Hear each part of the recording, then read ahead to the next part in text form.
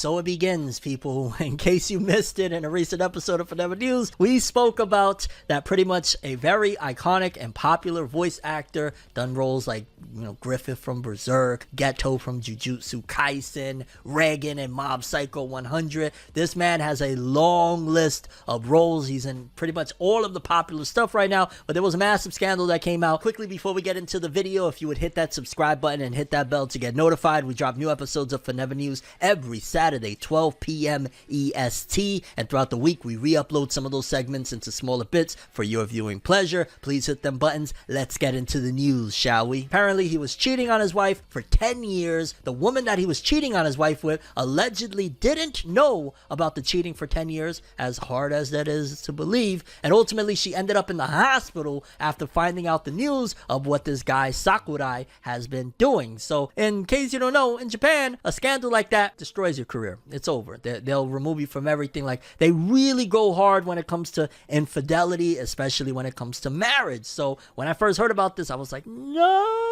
First of all, sympathies and everything towards everybody involved in this situation. The wife, the mistress that didn't realize she was a mistress, all of that stuff. What Sakurai was doing was dirty. However, it looks like they're going to be removing him from everything, and it's already begun, because according to this, Takahiro Sakurai will no longer appear at Jujutsu Kaisen event at Jump Festa. The official Twitter account for Jump Festa's 2023 event announced last Friday that voice actor Takahiro Sakurai will no longer attend the event's Jujutsu Kaisen stage talk show panel. The panel is slated for December 17th, and of course, Sakurai voiced the character Suguru Geto in the Jujutsu Kaisen anime, and yeah, we're starting to see the fallout already. He's not coming to certain events. Now, it doesn't necessarily specify that he's been banned, that they told him not to come, but if we're seeing any inklings, more than likely, they're probably, if they don't give him a pass because of how important he is, he's just in so much stuff, the Slime series, Mob Psycho, like, he's in a lot of things, Jujutsu Kaisen. If they don't completely wipe him off, then they're gonna probably tell him, lay low for a little bit,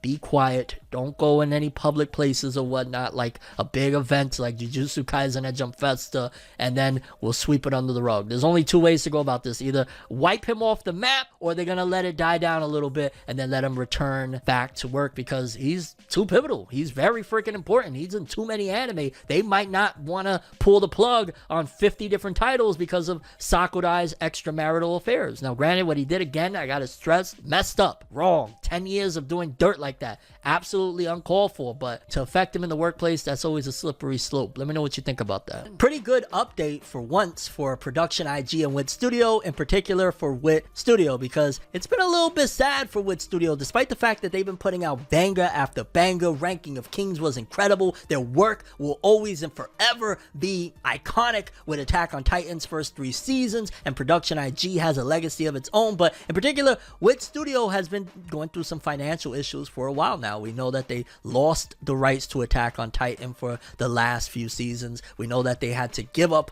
the rights to Vinland Saga to another studio, Studio Mappa, as well. So Wit Studio, they've been rough. I think it was announced that they were like $4 million or 4.4 million, something like crazy like that in the hole, and it was a little skeptical. So it's nice to hear some good news for Studio Wit, in particular regarding overseas. Production IG Wit Studio producers are very happy about overseas collabs. Production IG producer Hiroshi Ito and Wit Studio producer Tetsuya Nakatake gave some insight into the current state of overseas collaborations at TIFFCom's Global Strategies of Japanese Animation Studios, our Positive Global Strategies seminar. Overall, they welcome overseas partnerships and especially appreciate the arrangements with fellow otaku who understand Japanese anime's appeal. Before they went into the details, they gave some context about different kinds of collaborations they work with. They started with animators. This is the most common circumstances in which overseas talent applies to anime. Digitizing the animation process makes it easier to incorporate work drawn remotely into the typical production pipeline. Many animators use Clip Studio Paint, which is easy to use and affordable. It is also easier than ever now to scout talent on social media. Both producers remarked on how they've been able to find some remarkably skilled artists this way from countries like China, France, Taiwan, and Brazil. Many of these young animators are in their 20s, have grown up with anime available via streaming, and are incredibly passionate about what they draw. In the producer's own words, they possess passionate otaku hearts. The producers commented that despite overseas market growth, it is still a challenge for anime creators to create something that can appeal to otaku and ensure it reaches them. In that sense, things haven't changed since anime only catered to Japanese audiences. At the same time, Japanese studios are increasingly being asked to create anime based on foreign IPs, such as Star Wars. The producers expect to see more Hollywood creators inspired by anime in the future. So it seems as though they're really excited about the West basically putting money in their pockets. And I'll be honest with you, I'm hoping that they're excited about these collaborations because maybe this money that is coming from overseas is helping to pad their pockets a little bit, considering, again, despite banging out just, again, Ranking of Kings is amazing. The first 3 seasons of Attack on Titan is God tier. Vinland Saga Season 1 is a certified classic. Studio Wit has put in the work, and unfortunately, the times haven't been kind to them. So to see that they're at the very least seeing some type of success and they're enjoying working with overseas animators and stuff like that is a good sign. It's a good sign because Studio Wit, they definitely should be a studio that is protected at all costs, so to speak. They shouldn't go under because they're very talented. They've created some masterpieces, and I'm hoping that this overseas collaboration and whatever monies that they're obtaining from, you know, doing adaptations of like Hollywood stuff, Star Wars or whatever, helps them. They need it and they deserve it because Studio Wit are incredible. Okay, people, next up, let's jump into the Weekly Shonen Jump and Weekly Shonen Magazine author comments courtesy of Jose_Ke. And for starters, we got Shonen Jump. Let's jump straight into Hajime Komodo from Marshall, Magic and Muscles. I'm looking forward to the Ryzen fighting event at the end of the year. Good luck, Kaber. No idea what he's talking about, but YOLO. Then we got Yoshihiro Tagashi, staff member from Hunter x Hunter. Staff member Tanehana here. It sure is getting cold. Everyone, please take good care of your health. So even without Tagashi, we're still getting health-related notes. Cool beans. Maybe that's actually Tagashi himself just pretending like he don't want no more backlash or something. I don't know. Eiichiro Oda, creator of One Piece. I bought a new barbecue gas stove, and I'm currently training in the art of cooking meat